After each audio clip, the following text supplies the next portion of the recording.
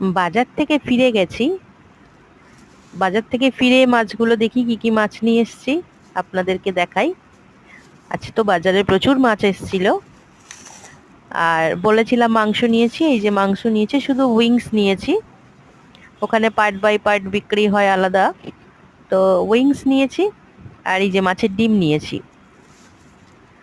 মাছের ডিমের টক খেতে আমার হাজবেন্ড ভীষণ ভালোবাসে, তেঁতুল দিয়ে মাছের ডিমের টক।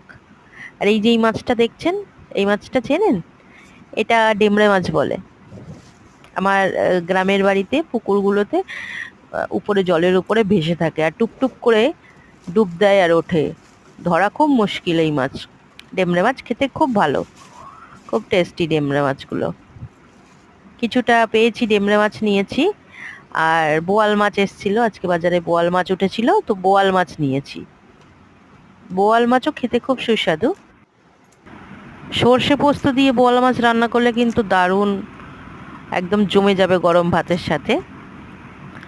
তাই মাছগুলোকে সব ভালোভাবে ধুয়ে রেখে দেবো, আজকে যেহেতু সানডে সেই জন্য মাংস রান্না করব।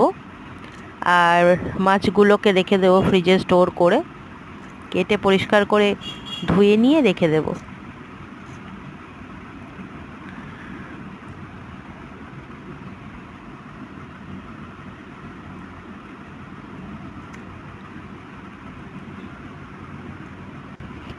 এই যে মাছ মাংসগুলো নিয়ে এসেছি, এগুলো বেশ কয়েকদিন আমার চলে যাবে। আমরা তো দুটো মানুষ। আর বাবু, মানে আমার বাচ্চা সেরকম মাছ খেতে পছন্দ করে না। ও একদমই মাছ খায় না।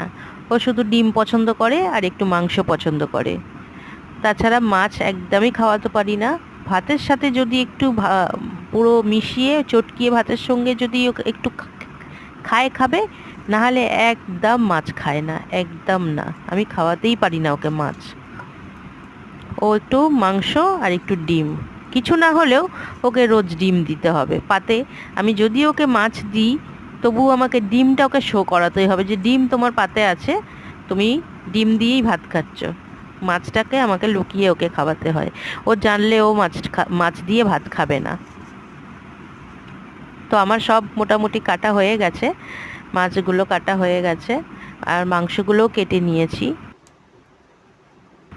আমার ভিডিও আপনাদের কেমন লাগে, আমার ব্লগগুলি আপনাদের কেমন লাগে, কমেন্টে অবশ্যই জানাবেন। আমার চ্যানেলটিকে সাবস্ক্রাইব করে আমার পাশে থাকবেন, বেল আইকনটিকে ক্লিক করে দেবেন, যাতে পরের ভিডিও নোটিফিকেশনগুলি আপনারা পান। সবাই ভালো থাকবেন, সুস্থ থাকবেন।